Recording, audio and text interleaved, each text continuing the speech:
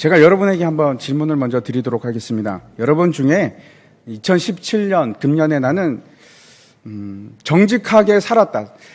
그러면 손을 안 드시니까 정직하게 살지 못했다 그런 분도 한번 손 들어보시기 바랍니다. 몇 분만 드시는데 정말 정직한 분이십니다.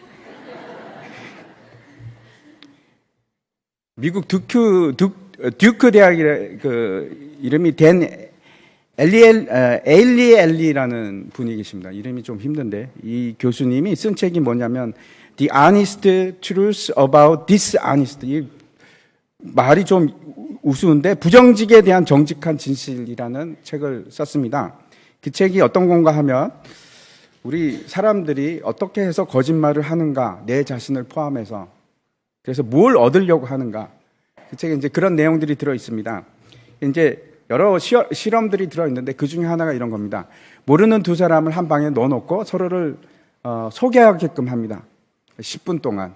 그리고 이제 그 내용을 다 촬영을 하는데 나오면 이제 물어봅니다. 거짓말을 하셨습니까? 그렇게 물어보면 아니요, 거짓말한 적 없습니다.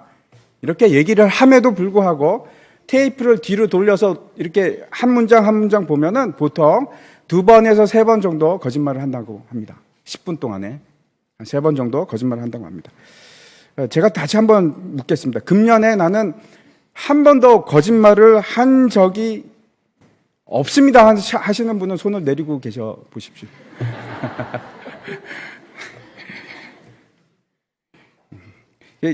왜 그런가, 왜 이런 말씀을 드리냐 하면 나는 정직합니다라고 대부분의 사람들이 생각합니다.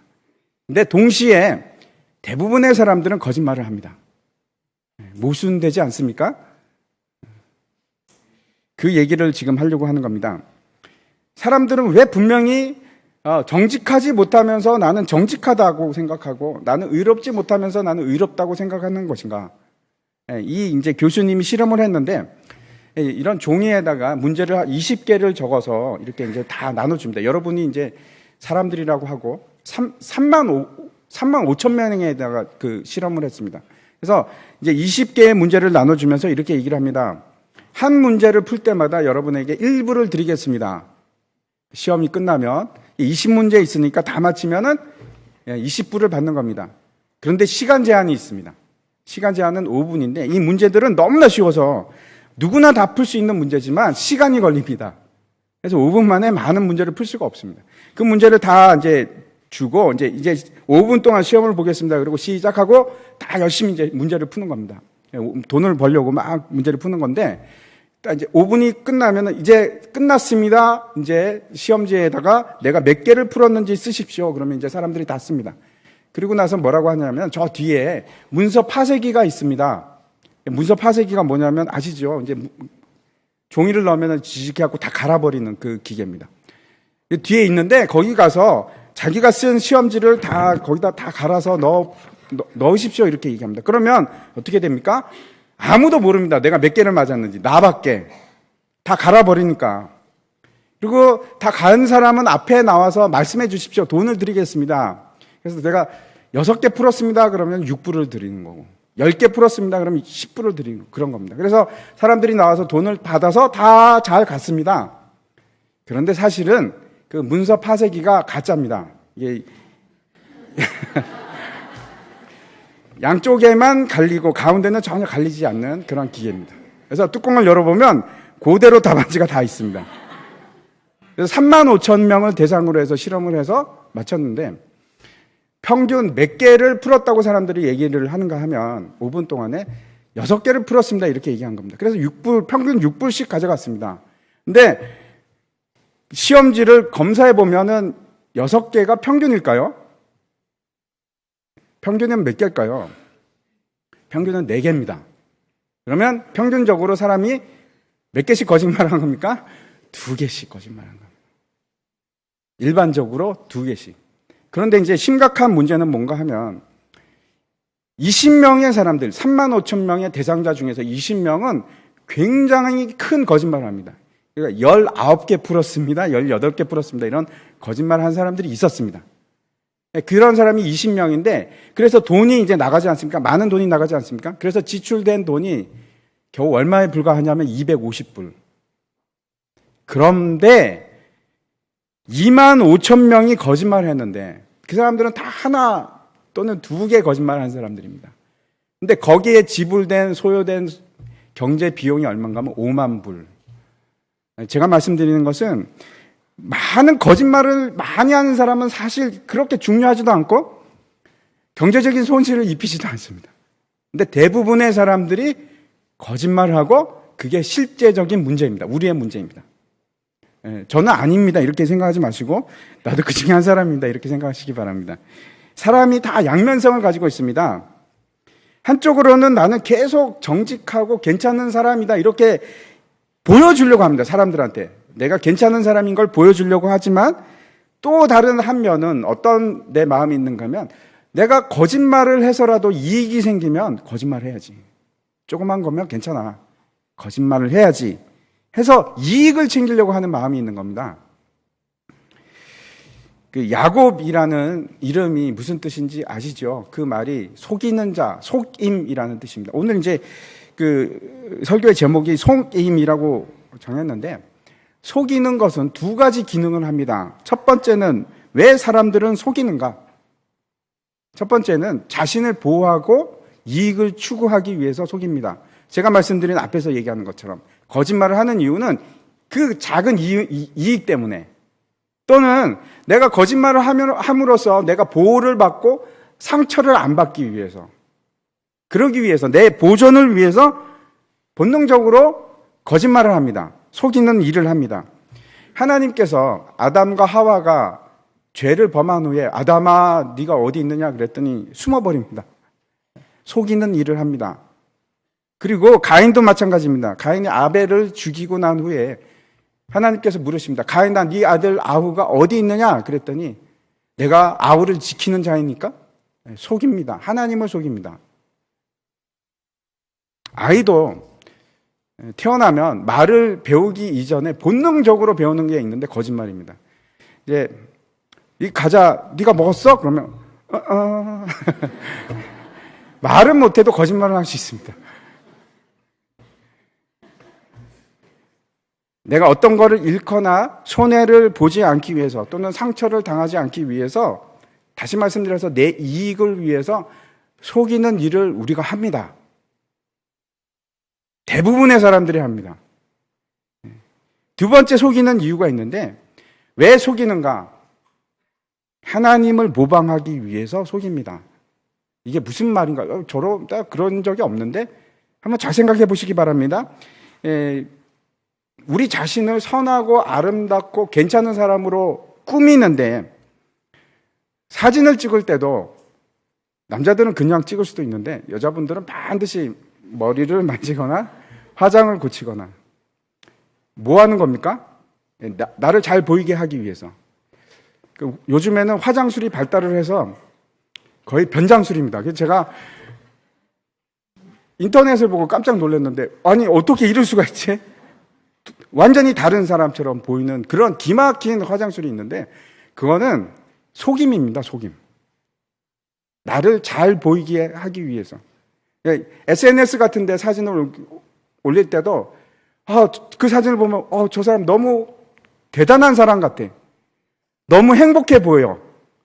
이렇게 유도하기 위해서 사진을 올립니다. 그렇게 우리 형상을 자꾸 만들어가는 겁니다. 이미지를 도구로 사용하는 것이 뭔가 속임입니다. 속임. 이렇게 형상을 만드는 것을 여러분, 내가 내 형상을 막 만들어가는 거 이걸 뭐라고 하는지 아십니까 혹시? 그게 우상입니다. 우상. 그리고 그 우상에 집착하기 시작하는 걸 뭐라고 하는지 아십니까? 우상 숭배라고 합니다. 우리가 이제 창세기 27장 전체를 통해서 발견하는 것이 뭐냐면 야곱입니다. 야곱. 야곱이 사람 이름이기도 하지만 속임이라는 뜻입니다. 하나님에 대한 속임이라는 것은 결국은 무엇인가 하면 그 다음 장 한번 보여주십시오. 속임은 하나님에 대한 불신입니다. 나는 뭐 거짓말할 때 하나님하고 상관없이 했어요. 그런데 그 기본적인 근본적인 이유는 속임이 무엇으로부터 시작되는가? 하나님에 대한 불신으로부터 시작합니다. 오늘 이 창세기 27장에 보면은 시간이 없어서 우리가 다 나누지는 못하지만 여러 가지 이해하기 힘든 사건이 막 일어납니다. 우리가 27장 13절까지 읽었지만 끝까지 이 얘기를 다 한번 읽어보면 좋겠습니다. 나중에 한번 읽어보십시오. 이 4명의 인물이 등장을 하는데 첫 번째 등장하는 사람은 누군가? 아버지 이삭입니다. 여러분, 이삭에 대한 여러분의 인상이 어떻습니까? 여태까지 인상이. 물론 이제 지난주에 우리가 이삭에 대해서 우리가 살펴봤는데 그거 들으면서 깜짝 놀라신 분도 있을 겁니다. 이삭이 이런 사람이었나? 좀 다른. 그런데 제가 이제 성경이 말하고 있는 이삭을 다시 한번 제가 말씀드리면 이삭은 기도하는 사람입니다. 리브가가 하란에서부터 낙타를 타고 왔을 때 이삭이 뭐 하고 있었는가 하면은 묵상하고 있었습니다. 그리고 리브가가 아이를 임신만 하지 못해갖고 힘들어할 때 그때 이삭은 기도했던 그런 사람입니다. 그리고 우리가 브엘사바 그 사건에서 보았듯이 우물을 블레셋 사람들과 전쟁이 일어날 때, 투쟁이 일어날 때마다 뒤로 물러섰던 그런 사람입니다. 참 괜찮은 사람입니다. 그런데 오늘 사건을 보면은 여러분이 또 놀라실지 모르겠습니다. 사람이 똑같습니다. 그 깊은 내면을 보면 선의는 없습니다. 다 마찬가지입니다. 두 번째 등장하는 인물이 그 인물이 누군가? 리브가인데, 리브가 하면은 우리가 먼저 떠올릴 수 있는 것은 정말 아름다운 여자입니다. 용모가 굉장히 아름다운 여자인데, 먼 하란에서 순종함으로 가나안 땅에 있는 브엘세바까지 왔던 그런 여자입니다. 이삭에게 시집 온 여자인데 24장에 보면 리브가가 엘리에셀이 그 아브라함의 종 엘리에셀이 왔을 때 우물가에서 물을 대접했던, 심지어는 그 낙타들까지 물을 다 길러줬던 그렇게 괜찮은 여자입니다. 이해심이 많고 동정심이 많고 그런 여자인데, 세 번째 등장하는 인물이 누군가? 야곱입니다. 여러분, 그 태어날 때부터 야곱은 어떻게 태어났습니까? 형의 발꿈치를 잡은 채로 태어났던 그런 참 놀라운 사람인데, 팥죽 한 그릇으로 유혹해서 형의 장자권을 샀던 그런 사람인데, 혹시 우리가 야곱에 대해서 너무나 선입견을 가지고 있고 어릴 때부터 옛날부터 이 야곱에 대한 설교를 그런 식으로 많이 들으셔서 여러분이 잘못된 인상을 가지고 있을지도 모르겠습니다. 25장 27절 말씀 한번 보시기 바랍니다. 그 아이들이 장성함에 에서는 익숙한 사냥꾼이었으므로 들사람이 되고 야곱은 조용한 사람이었으므로 장막에 거주하니, 이렇게 되어 있는데, 이 조용하다 하는 것은 히브리어로 탐이라는 단어입니다. 그런데 구약 성경에서 13번이 나오는데 12번은 무슨 뜻으로 번역이 되었는가? 완전하다 하는 뜻으로 번역이 되었습니다. 순전하고 완전하고. 완전하다는 것이 무슨 뜻인가 하면 흠이 없이 너무나 착한 사람이라는 뜻입니다. 그런데 여기서는 왜 조용한 사람이라고 번역을 했는지 잘 모르겠습니다. 어쩌면 뒤에 사건을 다 아시는 분들이 이거 번역할 때, 야, 이거 완전하다고 하기에는 뭔가 이상해. 완전하다고 하기에는 그렇고 조용한으로 할까 해서 조용한으로 됐는지도 모르겠습니다. 그런데 여러분 아시죠? 하나님께서 말씀하시는 완전한 게 무슨 뜻인지 다릅니다. 아무튼 야곱에 대한 성경적인 판단은 야곱은 온전한 사람으로서 장막에 거하였다. 집사람입니다. 집에서 일하는 사람이었습니다. 네 번째 등장하는 인물이 있는데 에서입니다. 첫째 형 에서. 25장에서 말씀하는 것처럼 사냥꾼이고 거칠고 들에서 사냥하는 사람. 남자 중에 남자입니다. 거칠고 막 마초맨 이런 사람입니다. 앞선 팥죽 사건에서 봤듯이 에서는 팥죽 한 그릇에 너무나 약하지 않습니까? 뭐 다른 것도 아니고 팥죽 한 그릇에 자기의 모든 장자의 권리를 팔아버릴 수도 있는 그런 하나님의 언약을 쉽게 생각하는 그런 사람입니다. 26장 34절에 보면은 또 다른 그 에서에 대한 얘기가 나오는데 이렇게 되어 있습니다. 에서가 40에 결혼을 했는데 헷 족속 부엘리의 딸 유딕과 헷 족속 엘론의 딸 바스맛을 아내로 맞이하였더니, 에서가 가나안 땅 여자랑, 그것도 한 사람이 아니고 두 사람이랑 결혼을 했습니다. 생각해 보시기 바랍니다. 이거는 보통 일이 아닙니다. 그 할아버지 아브라함은 그 아들 이삭을 결혼시키기 위해서 뭐라고 얘기했는지 한번 찾아보겠습니다. 24장 3절인데 3절 4절 이렇게 되어 있습니다. 내가 너에게 하늘의 하나님 땅의 하나님신 여호와를 가리켜 맹세하게 하노니 너는 내가 거주하는 이 지방 가나안 족속의 딸 중에서 내 아들을 위하여 아내를 택하지 말고, 맹세하면서 그렇게 얘기합니다. 맹세하면서 내 고향 내 족속에게로 가서 내 아들 이삭을 위하여 아내를 택하는. 절대 안 돼. 이 땅 여자들은 절대 안 돼. 이렇게 얘기하는 겁니다. 왜 그런가? 외부인과의 피를 섞는 것이 싫어서? 예, 그럴 수도 있습니다. 그런데 정말 중요한 이유는 이 가나안의 문화 때문에 그렇습니다. 가나안의 문화는 한마디로 말씀드리면은 소돔과 고모라의 문화입니다. 타락한 문화. 정말 그 타락하고 완전히 그런 문화인데 그 여자들이랑 나는 절대로 결혼 못 시키겠어. 이런 겁니다. 그뿐만 아니고 우상숭배가 어느 정도였냐면은 가나안 땅에 아주 그 유명한 그 제사 방법이 하나가 몰렉 제사입니다. 몰렉 신에게 자기 맏아들을 불에 태워서 바치는 인신 공양 제사가 횡행하는 그런 땅입니다. 그 아브라함이 그렇게 얘기합니다. 내가 여기서 어떻게 이 여자들을 내가 그 며느리를 하면 못해. 그래서 저 멀리 하란에서부터 데리고 옵니다. 근데 지금 에서는 이게 어떻게 된 건지, 이삭이 말렸을 건데, 분명히 말렸을 텐데, 지금 가나안 땅 여자를 아내를 맞이했을 뿐만 아니고 그 26장 7 마지막 절에 보면 이렇게 됩니다. 이삭과 리브가가 마음에 근심이 됩니다. 야, 어떻게 저 며느리를 보니까 참 죽겠다. 이런 마음을 가지고 있는 겁니다. 뿐만 아니고 27장 뒤에 보면은 리브가가 또 뭐라고 얘기하냐면은 그 이삭에게 이렇게 얘기합니다. 여보, 나 이제 죽을 것 같아.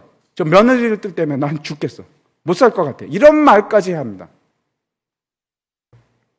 이 네 사람이 나오는데 남편과 아내와 두 아들인데 그 가족 안에서 지금 얼마나 황당한 일이 일어나는가 하면 27장에서 도대체 이해하기 힘든 이상한 사건이 발생합니다. 근데 중요한 것은 여러분, 4명 다 속이는 사람입니다. 여러분, 지금 굉장히 점잖게 앉아 계시지 않습니까? 저나 여러분이나 다 속이는 자들입니다. 누구를 속이냐면 하나님을 속이고 내 자신을 속이고 내 주위에 있는 사람들을 속이는 사람입니다. 여러분, 이상하지 않습니까? 창세기에서 아브라함, 믿음의 조상이라고 하는 아브라함부터 시작해서 계속 나오는 게 이 거짓말 얘기입니다. 거짓말. 속이는 일이. 아브라함이 그랬고 그 안에 사라가 그랬고, 사라가 막 그러지 않습니까? 하나님이 너 웃었지 그러니까 아니요, 안 웃었습니다. 이삭이 거짓말을 하고 리브가가 거짓말을 하고 야곱이 거짓말을 하고 야곱이 갔던 라반이 거짓말을 하고 야곱의 아들들이 거짓말을 하고 처음부터 끝까지 그냥 거짓말 넘기면 또 거짓말. 하나님께서 좀 편집을 하셔서 좀 빼시지.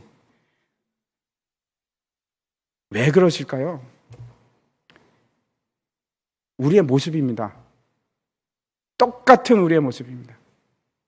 오늘 말씀을 통해서 다시 한번 생각해 봤으면 좋겠습니다. 우리가 어떤 사람인지. 첫 번째 이삭 얘기인데, 이삭 얘기가 무엇으로부터 시작하냐면 1절, 2절 보시기 바랍니다. 이삭이 나이가 많아 눈이 어두워 잘 보지 못하더니 맏아들 에서를 불러 이르되 내 아들아 하매 그가 이르되 내가 여기 있나이다 하니 이삭이 이르되 내가 이제 늙어 어느 날 죽을는지 알지 못하니. 그러면서 뭐라고 하냐면 마지막 유언처럼 네가 가서 사냥해서 별미를 가져와. 그러면 내가 너를 위해서 장자의 축복을 하리라. 이렇게 얘기를 합니다. 첫 번째 이해하기 힘든 장면이 이겁니다. 여러분, 이때 이삭의 나이가 몇 살이나 되었을 것으로 생각을 하십니까? 나이가 많은. 몇 살인가 하면 이때가 우리가 뒤를 보면 유추해서 계산할 수가 있는데 거의 정확하게 알 수 있습니다. 몇 살인가? 137세입니다. 그러면 이삭이 여러분 35장에서 죽는데 그때 나이가 몇 살이었을까요? 180세입니다. 그런데 여기 한번 보십시오. 그가 마치 내일 죽을 사람처럼 이루고 있습니다. 이게 도대체 어떻게 된 건가? 무려 이삭이 43년을 더 삽니다. 이때로부터 시작해서. 근데 왜 자신은 내가 지금 죽게 되었다고 이렇게 얘기를 하는 것일까? 어쩌면은 이스마엘이 이복형 이스마엘이 137세에 죽었기 때문에 그 영향을 받아서 그런 건가? 모르겠습니다. 그런데 이 사실을 통해서 벌써 우리가 알 수 있는 것은 이삭이 벌써 영적인 지금 판단력이 흐려지고 있구나 하는 것을 우리가 느끼지 않겠습니까? 그런데 왜 이것을 제가 속임이라고 얘기하는가 하면 이것이 진짜 속이고자 하는 것이 그 안에 들어있기 때문에 그렇습니다.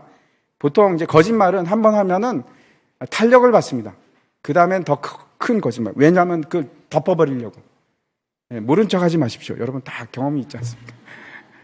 이거를 덮으려고 하면 더 큰 거짓말을 해야 되고, 더 큰 거짓말을 해야 되고. 분명한 것은 이삭은 에서를 좋아했고, 리브가는 야곱을 좋아했습니다. 부모가 편애해도 되는가? 왜 이삭은 에서를 그렇게 집착하고 좋아하는가? 별미가 맛있어서? 여러분 한번 생각해 보시기 바랍니다. 이 에서는 밖에서 사냥하고 돌아다니는 사람인데 상식적으로 생각해 보십시오. 요리를 연구를 했겠습니까? 어떻게 맛있게 만들지? 오히려 맛있게 만들 수 있는 사람은 제가 생각하기엔 야곱입니다. 야곱은 집에서 백종원처럼 이거 탁탁탁탁 해가서 맛있는 것을 연구도 하고 그러지 않겠습니까? 집사람인데. 아무튼 이삭이 축복의 대가로 별미를 가지고 오게 합니다. 그러면서 우리가 무엇을 연상케 하는가 하면 야곱이 팥죽 한 그릇에 장자권을 팔았는데 마치 그것을 다시 돌이켜서 이삭이 그것을 회복하고 커버하기 위해서 지금 별미를 요구하는 것인가? 하는 생각을 하게 됩니다. 그런데 왜 이것이 이삭이 지금 속이는 일을 하는 것인가? 먼저 우리가 생각해야 될 것은 그 당시 아버지가 자식에 대한 축복을 가지는 것은 일종의 유산을 주는 것과 같은, 상속하는 것과 같은 거룩한 행사입니다. 그래서 모든 사람들을, 가족들을 다 불러 모아놓고 은밀히 하는 것이 아니고 공개적으로 다 불러 모고 이야기를 하고 설교를 하고 그리고 나서 축복해 주는 것이 일반적입니다. 모든 상황이 다 그렇습니다. 그런데 여기만 그렇게 하지 않습니다. 이삭이 뭐라고 하냐면 에서만 불러서 에서야 너랑 나랑 사이인데 라고 얘기하는 것처럼 그런 행동을 하는 겁니다. 어떤 뉘앙스가 지금 두 사람만 사이에서만 일어나는 일처럼 그렇게 보입니다. 그런데 그걸 누가 듣습니까? 리브가가 또 듣습니다. 다시 앞에 돌아와서 25장 23절 말씀 한번 보시기 바랍니다. 여기서 이렇게 얘기합니다. 여호와께서 그에게 이르시되 두 국민이 내 태중에 있구나. 두 민족이 내 복중에서부터 나누이리라. 이 족속이 저 족속보다 강하겠고 큰 자가 어린 자를 섬기리라 하셨더라. 하나님께서 리브가의 태중에서 두 아이가 싸우고 있을 때 주신 계시의 말씀입니다. 다시 말씀드려서 이거는 하나님의 분명한 계시입니다. 리브가가 이 사실을 잊었을까요? 절대로 잊을 리가 없습니다. 이삭은 알았겠습니까? 그럼요. 모를 리가 있습니까? 당연히 이 얘기는 이삭도 알았을 겁니다. 그런데 그러면 왜 이래? 이삭은 도대체 뭐야? 왜 이삭은 분명히 하나님께서 그 어린 자가 장자가 될 거라는 말씀을 주셨는데, 그런데 그럼에도 불구하고 지금 이삭이 하는 짓은 뭔가 하면 하나님의 그 말씀을 깡그리 무시하고 하나님을 속이는 일을 하는 겁니다. 이런 겁니다. 아니야, 그럴 수 없어. 장자는 에서가 맞아. 먼저 태어났잖아. 나는 에서가 장자가 되기를 원해. 지금 얘가 좀 잘못돼가지고 헷 여자들하고 결혼해갖고 지금 그렇지만 내가 얘 어떻게 해서든지 다시 돌이켜서 내가 장자로 세울 거야. 이런 마음입니다.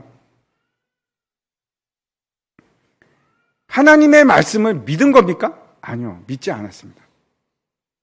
불신입니다. 더 나아가서 이삭이 했던 것이 뭔가 하면 내가 에서를 원래의 위치로 돌려놓겠다. 장자의 자리는 떠났지만 다시 말씀드려서 누가 하나님입니까? 내가 하나님. 내가 주권자가 돼서 내가 할 거야. 속임입니다.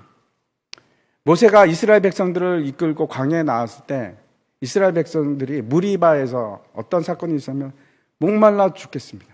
그러면서 막 욕을 해대기 시작하는 겁니다. 모세와 아론에게. 너희들 때문에 우리가 이렇게 고생한다. 애굽으로 돌려줘. 얼마나 화가 나는 일입니까? 실컷 지금 막 구원해갖고 데리고 나왔는데. 그때 하나님께서 모세에게 이렇게 얘기합니다. 내가 너에게 네가 지팡이를 가지고 저 반석을 치면 거기서 물을 내게 하리라. 모세가 사람들을 회중을 다 모아놓고 뭐라고 얘기하냐면은 우리가 너희를 위하여 이 반석에서 물을 내자 하면서 화를 내면서 막 지팡이로 반석을 막 칩니다. 땅땅 이렇게 칩니다. 화가 나서.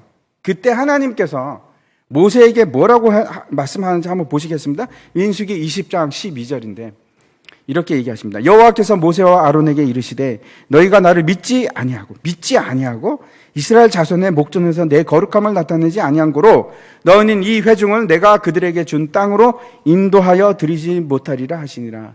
상황은 다르지만 내용은 똑같습니다. 지금 무슨 상황이냐면 모세가 하나님을 믿지 않은 사건입니다. 왜? 자기가 하나님 역할을 하려고 했으니까. 내가 하나님 역할을 하려고 하는 것은 누구를 속이는 건가 하면 하나님을 속이는 겁니다. 하나님을 속이는 거고 내 자신을 속이는 거고. 그걸 불신이라고 합니다.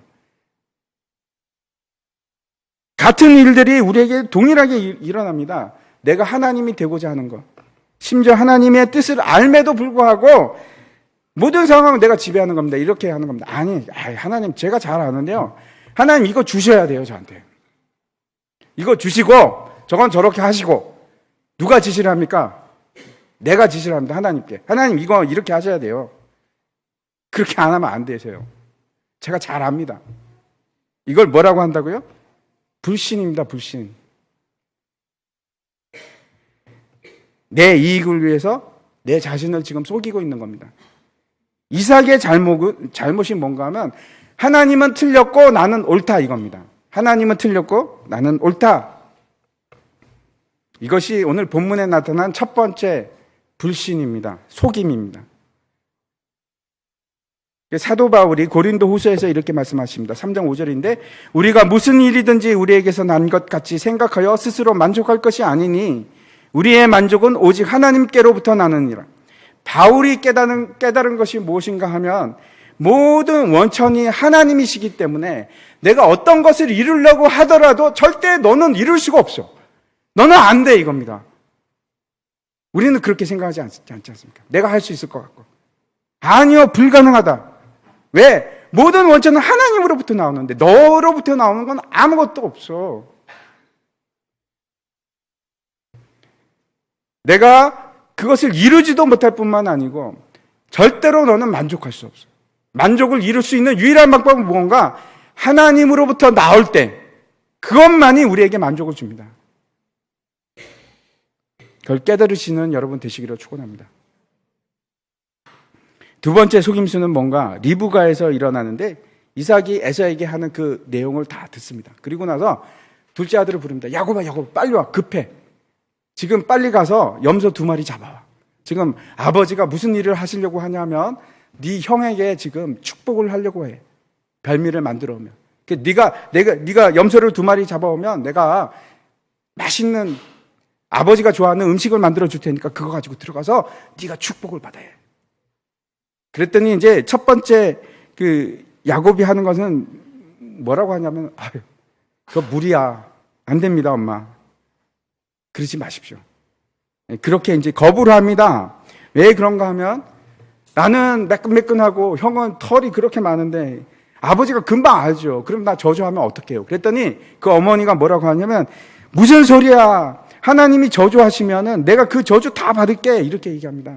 아주 놀라운 얘기를 합니다. 왜 그렇습니까? 확신을 가지고 있는 겁니다. 하나님께서 지금 계시하신 그 내용은 네가 장자가 되는 것이 맞아. 그건 분명해. 내가 인간적인 수단이든 뭐든 상관없이 내가 모든 방법을 다 동원해서라도 반드시 이걸 바로잡고 말 거야. 너는 장자가 돼야 돼. 어떻게 해서든지.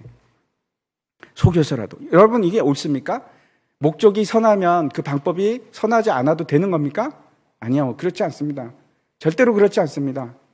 방법이 옳지 않으면 모든 것이 옳지 않습니다. 공산주의자들은 그렇게 생각하지 않을지라도 여러분, 그렇지 않습니다. 방법도 선해야 됩니다. 하나님의 방법도 선해야 됩니다. 지금 리브가가 이렇게 생각하는 겁니다. 나는 지금 분명히 옳은 일을 하고 있어. 그러니까 이삭은 지금 하나님의 계획을 바꾸려고 하지만 내가 바로 잡을 거야. 옳은 것 같지 않습니까? 그렇거든. 영화를 보면은 영웅들이 막 나옵니다. 슈퍼맨도 나오고 배트맨도 나오고. 그 사람들이 하는 일이 뭐냐? 그런 일을 합니다. 하나님이 돼서 가서 모든 불의한 것들을 다 바로잡고 다 뜯어고치고 악을 벌을 주고 하는 일을 그 슈퍼맨들이 합니다. 그런 일을 하고자 하는 겁니다. 많은 사람들이 그렇게 되기를 원합니다. 근데 여러분 생각해 보십시오. 그러면 하나님이 설 자리가 없습니다. 로마서에서 뭐라고 하냐면 원수 갚는 것은 내게 있다. 네가 하지 말라 이렇게 얘기하십니다. 하나님의 일이 있습니다. 성경은 이렇게 내가 하나님의 자리에 오르려고 하는 것을 뭐라고 하냐면 교만이라고 합니다. 내가 하나님과 같이 되리라. 그것은 에덴 동산에서 뱀이 하와에게 유혹했던 바로 그 말입니다. 두 번째 리브가가 했던 속임은 자신이 하나님의 권위에 대한 불신입니다.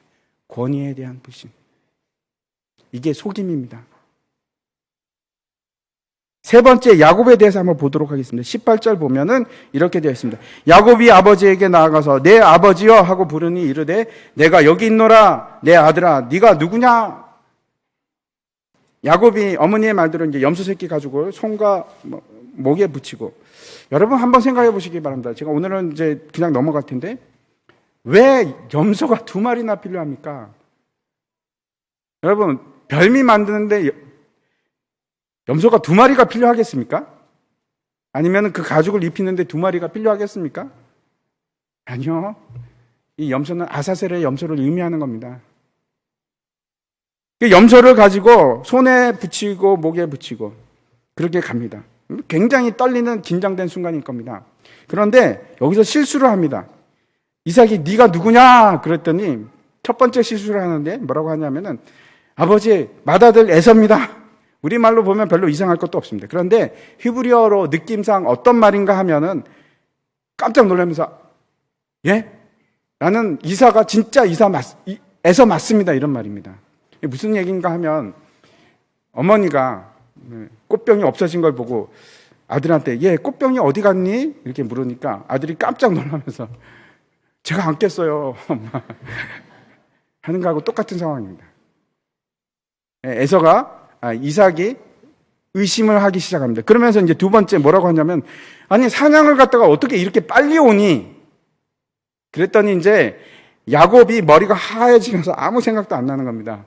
이 도대체 뭐라고 해야 될지. 그래서 결국 생각해낸 말이 이겁니다. 하나님이 도우셨습니다. 이삭이 이제 진짜 의심을 하기 시작합니다. 그리고 가까이 와봐. 내가 너 좀 만져봐야겠다. 제가 이제 이란에 있을 때 그 전기침을 가지고 갔습니다. 그 신통한 전기침이 있습니다. 그런 게 있습니다. 그래서 이제 이렇게 막 하면은 사람들이 낫곤 하는데 그래서 이란 사람들이 막 뭐 허리가 아프다 그러면 제가 이제 막 해줍니다. 근데 이란 사람들이 이렇게 위통을 벗기면요 얼마나 털이 많은지 이렇게 만지면은 막 수세미 만지는 것 같습니다. 그 전 세계 인종 중에서 가장 털이 많은 사람들이 중동 사람들입니다. 근데 막 정말 털이 많습니다.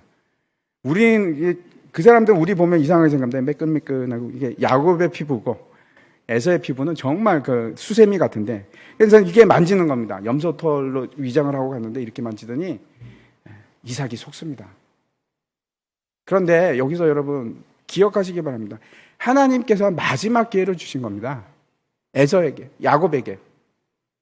야곱이 지금 에서가 너 정말 에서 맞아? 이리 가까이 와 했을 때 그 하나님의 음성을 들었어야만 하는 겁니다.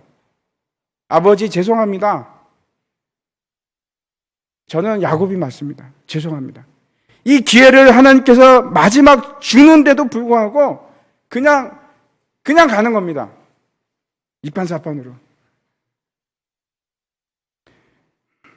결국 이삭이 속아 넘어가서 음식을 먹고 그리고 야곱을 축복합니다. 야곱이 축복을 받고 그 방에서 나오자마자, 너무나 신기합니다. 여기 보면은 나오자마자 에서가 도착을 합니다. 사냥감을 들고 도착해서 아버지 그러고 나옵니다. 그리고 나서 일어난 일들을 발견하고 막 그 집안이 완전히 엉망이 되어버리는 겁니다. 이 세 번째 야곱의 속임은 무슨 속임인가? 하나님 음성에 대한 불신으로부터 시작합니다. 하나님 음성에 대한 불신으로부터 시작합니다. 다시 8절과 13절을 한번 보시기 바랍니다. 8절을 보면 이렇게 되어 있습니다. 그런즉 내 아들아 내 말을 따라 내가 내게 명하는 대로 내 말을 따라, 어머니 리브가의 얘기입니다. 내 말을 따라, 하나님의 말을 따라가라 하는 것이 아니고 내 말을 따라가라.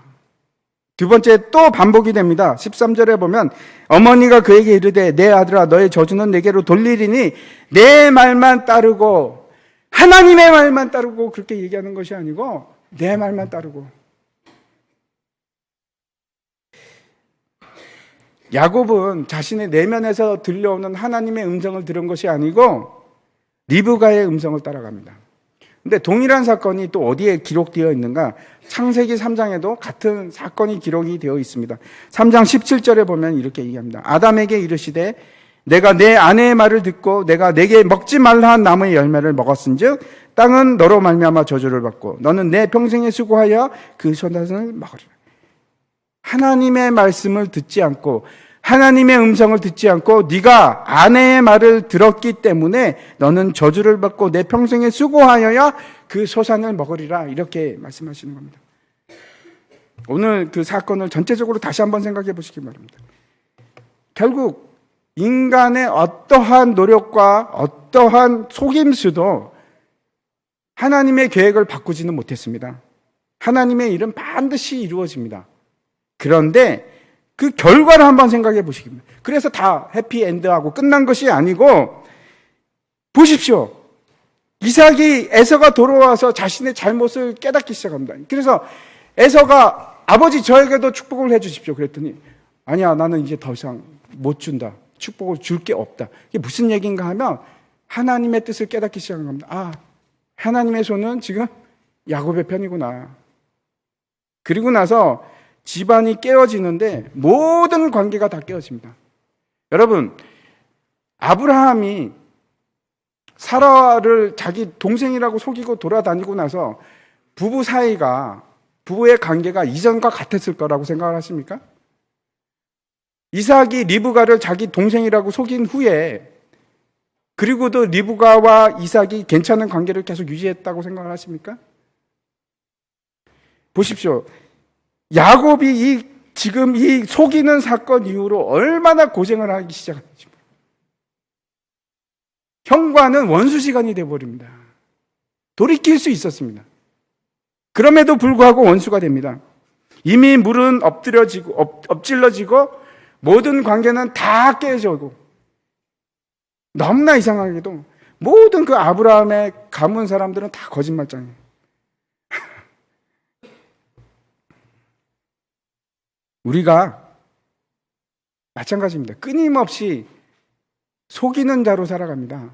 하나님을 속이고 내 자신을 속이고 내 주위의 사람들을 속이고. 지금도 하나님께서 성령을 통해서 우리에게 말씀하고 계시는데, 우리 내면에서 말씀하고 계시는데, 아니요 하나님 제가 맞습니다. 속입니다. 또 속입니다. 아니요 하나님 이거는 이렇게 하는 게 맞습니다. 하나님의 말씀을 신뢰할 것인가? 하나님의 음성을 신뢰할 것인가? 하나님의 주권을 신뢰할 것인가? 오늘 말씀을 통해서 여러분이 한 가지를 절대로 놓지 마시기 바랍니다. 하나님의 주권을 포기하지 않는 한 잘 되는 일은, 계속해서 일은 지금 바로 갈 것 같지만 돌아서 가는 길입니다. 유일한 바로 갈 수 있는 길은 하나님의 주권을 포기하고 내 손을 들고 주님 항복합니다. 내가 주님의 음성을 따라가겠습니다. 여러분, 그 길만이 똑바로 갈 수 있는 지름길입니다. 야곱의 길을 보십시오. 그가 얼마나 많은 고생을 합니까? 얼마나 우회해서 갑니까? 쉽게 갈 수 있는 길을. 우리가 그런 사람입니다. 끊임없이 속고 속이면서 하나님의 말씀을 무시하고 하나님의 말씀을 듣지 않고 순종하지 않고 내 갈 길을 가는 겁니다. 그건 결코 바른 길이 아닙니다. 인생의 길을 돌아서 가지 마십시오. 하나님의 음성을 떠나서는 우리가 고든 길을 갈 수가 없습니다. 하나님의 음성을 듣기 위해서 여러분 기도하셔야 됩니다. 그리고 그 음성에 순종하시기 바랍니다. 우리가 유일하게 어려움과 환난을 고통할 수 있는 유일한 방법은 하나님의 음성을 따라가서 가는 길입니다. 그 길이 제일 안전한 길입니다. 하나님의 주권을 인정하십시오. 그리고 그 길을 따라가십시오. 이제 함께 일어나서 마지막 찬송을 같이 불렀으면 좋겠습니다.